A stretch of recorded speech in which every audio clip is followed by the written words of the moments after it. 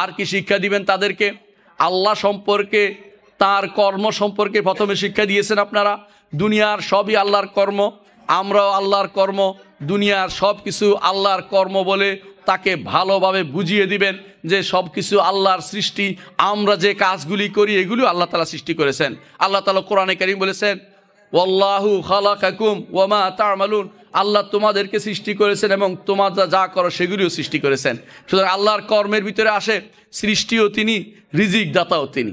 সন্তানকে ছোট কাল থেকে বুঝাবেন যে রিজিক কিন্তু যেখানে সেখানে আমি তোমাদের দিচ্ছি তা নয়, আল্লাহ মঞ্জুর করলে আমি দিতে পারি, আল্লাহ আমার হাতে রুজির ব্যবস্থা করলে আমি তোমাকে দিতে পারি। তোমাকে কেউ রুজির ব্যবস্থা করে দিতে পারবে না আল্লাহ যদি মঞ্জুর না করে। শয়তানের যে আপনার তাকে পিছা ভুল বুঝাতে পারে, সে হয়তো মনে করতে পারে অমুকখানে গেলে টাকা পাবে, অমুকখানে গেলে তার বুঝো বিশেষ প্রাপ্তি আছে। তাকে ছোট কাল থেকে বুঝিয়ে দিতে হবে যে না, রিজিকের ব্যবস্থা একমাত্র রব্বুল আলামিন করে দিবেন, দুনিয়ার কেউ তার জন্য রিজিক আনতে পারবে না। ফাবতাগু ইনদাল্লাহি রিজকা, একমাত্র আল্লাহর কাছেই রিজিক চাও, আর কারো কাছে তুমি রিজিক চাইবে না। এই কথা তাকে ছোট কাল থেকে শিক্ষা দিতে হবে। সুতরাং আল্লাহর জাত সম্পর্কে জানাতে হবে, আল্লাহর আফআল কর্ম সম্পর্কে জানাতে হবে। আর একটি জিনিস শিক্ষা দিবেন যে তিনি যেভাবে খালেক, তিনি যেভাবে মালিক, তিনি তেমনিভাবে মুদাব্বের। মুদাব্বের মানে হচ্ছে কি? পরিচালক। জগৎ পরিচালনা করে কে? আল্লাহ। সন্তান দেয় কে? আল্লাহ। রিজিক দেয় কে? আল্লাহ। আমাকে সুস্থতা থেকে অসুস্থতা সুস্থতা কে করে? আল্লাহ। ওয়াইজা মারিদতু ফাহুয়া ইয়াশফিন, যখন আমি অসুস্থ হই তখন তিনি আমাকে আরোগ্য দান করেন। ইব্রাহিম আলাইহিস সালাতু ওয়াস সালাম ছোট কাল থেকে এর উপরে বড় হয়েছে। আল্লাহ তাআলা বলছেন আল্লাহ তাআলা কোরআনে ওয়ালাকাদ আতাইনা ইব্রাহিমা রুশদাহু মিন ক্বাবলু ওয়া কুন্না বিহি আলিমিন, ছোট কাল থেকে ইব্রাহিমকে রুশদ, সঠিক পথ আমরা দেখিয়েছিলাম। এই জন্য দেখেন, ছোট্ট একটি বালক বাদশার সামনে দাঁড়িয়ে বলতে পারে রব্বি আল্লাযী ইউহয়ী ওয়া ইউমীত, আমার রব তিনি জীবিত করেন এবং মৃত করেন।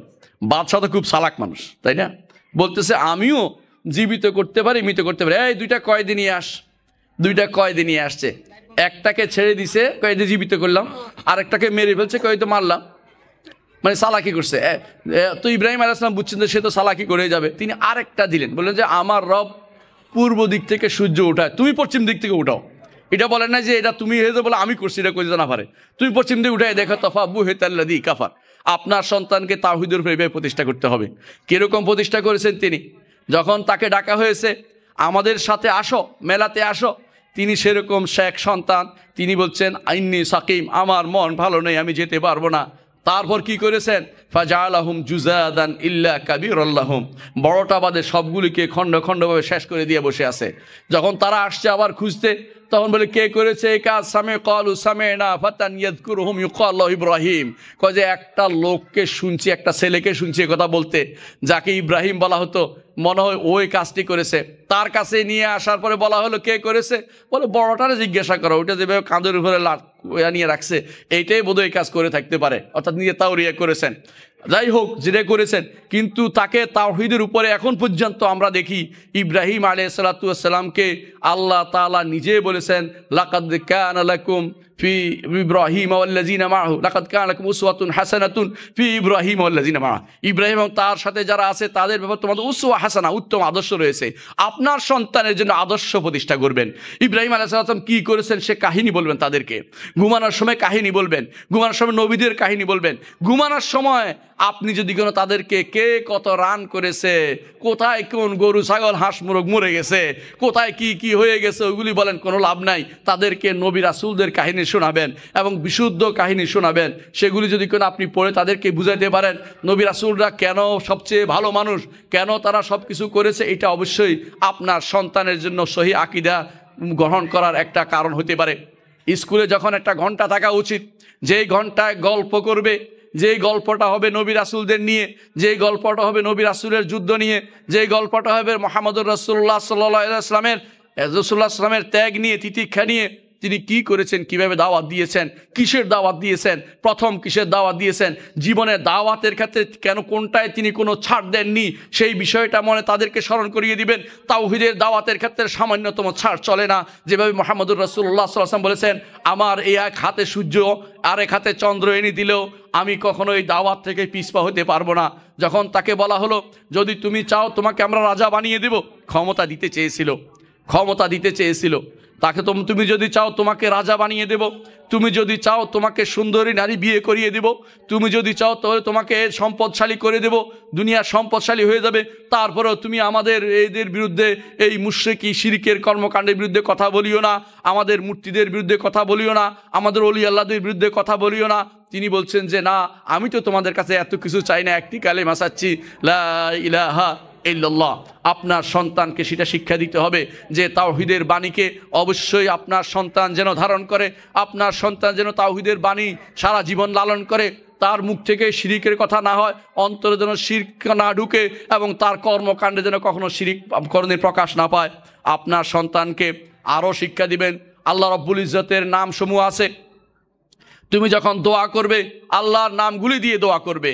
তুমি পীরের নাম নিয়ে দোয়া করবে না, পীরের ওসিলা দিয়ে দোয়া করবে না, মরা মানুষের ওসিলা দিয়ে দোয়া করবে না, তুমি কোনো ব্যক্তির সত্তার ওসিলা দিয়ে দোয়া করবে না, তুমি দোয়া করবে আল্লাহর নাম এবং গুণ নিয়ে। তুমি বলবে আল্লাহুম্মা ইন্নী আসআলুকা, আল্লাহ আপনার কাছে আমি চাই, বিআন্না লাকাল হামদ, আপনার জন্য যাবতীয় প্রশংসা, আনতা ফাতিরিস সামাওয়াতি ওয়াল আরদ, আসমান জমিনের স্রষ্টা আপনি। এইভাবে আল্লাহ তাআলার নামগুলি দিয়ে, যত নাম আছে এই নামগুলি দিয়ে আপনার সন্তানকে দোয়া করা শিখাবেন, আপনার সন্তানকে শিখাবেন।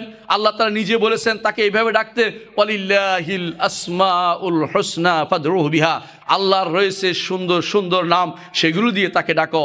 এই আল্লাহর সুন্দর নামগুলি বিশুদ্ধতা শিক্ষা দিবেন। অনেকে আছে এমন সব নাম ওই কায়দা বাগদাদিয়ার পিছনে আছে, এগুলি শিক্ষা দিচ্ছে, এগুলি অনেক নাম কিন্তু আল্লাহর জন্য সাব্যস্ত করা যায় না, অর্থাৎ কোনো কোরআন হাদিসে আসে নাই। দুই একটা উদাহরণ দিলে বুঝতে পারবেন। অনেকে বলে জলিল, ইয়া জলিল বলতেছে, জলিল তো আল্লাহর নাম আসে নাই। আবার ইয়া সাত্তার বলতেছে, সাত্তার তো আল্লাহর নাম আসে নাই। সিত্তির আসছে, সাত্তার আসে নাই। এই জাতীয় অনেকগুলো নাম আছে যেগুলি উল্লেখ করা হয় সেখানে। এই নামগুলি দেখবেন যে শুদ্ধ না, বিশুদ্ধ নামগুলি দিয়ে শুধুমাত্র শিক্ষা দিবেন। খারাপ নাম বা যেগুলি শুদ্ধ নয় সেই নাম দিয়ে আল্লাহকে যেন না ডাকে। আল্লাহ তাআলা বলছেন ওয়ালিল্লাহিল আসমাউল হুসনা ফাদউহু বিহা, আল্লাহর রয়েছে সুন্দর সুন্দর নাম, সেগুলি দিয়ে তাকে ডাকো। এই জন্য নামগুলি শিক্ষা দিবেন। আপনারা যারা মাদ্রাসার পরিচালক আছেন তাদেরকে বিশুদ্ধ নামের ব্যাপারে গুরুত্ব দিবেন, যে এই নামগুলি শুদ্ধ না সেগুলি শিক্ষা দিবেন না। আমাদের শেখ মোহাম্মদ বিন সালেহ আল উসাইমিন তিনি যে নামগুলি একত্রিত করে সবচেয়ে সুন্দর কোরআন এবং সুন্নাহ থেকে একত্রিত করে তিনি দেখিয়েছেন, তার এই গ্রন্থটি আলহামদুলিল্লাহ তা থেকে আমরা উল্লেখ করেছি বিভিন্ন জায়গায়, এমনকি আমাদের হিসনুল মুসলিমের মধ্যে এসেছে, মাঝখানে এসেছে, আমাদের যে ছাপাটা আছে সেটার মাঝখানে নিয়ে এসেছি, অর্থাৎ হিসনুল মুসলিমের পরে যে আলোচনা তার মাঝখানে নামগুলি নিয়ে এসেছি। আবার সেগুলি আপনি পাবেন আরেকটা গ্রন্থ ইতিমধ্যে বের হচ্ছে, আল্লাহর নান্দনিক নাম ও গুণসমূহ, এর মধ্যেও সেটা উল্লেখ করেছেন শেখ মোহাম্মদ বিন সালেহ আল উসাইমিন। ওগুলি শিখে নেবেন, ওগুলিকে পরিবর্তন করে দিবেন।